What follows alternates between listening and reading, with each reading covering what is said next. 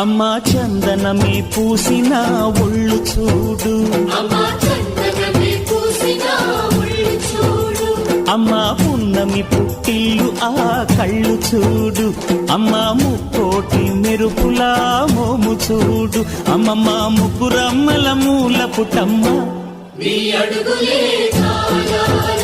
అమ్మా నిప్పుల్ని తొక్కిన నడక చూడు, అమ్మా దిక్కుల్ని దాటిన కీర్తి చూడు, 1000 సూర్యుళ్ళై మెరిసిన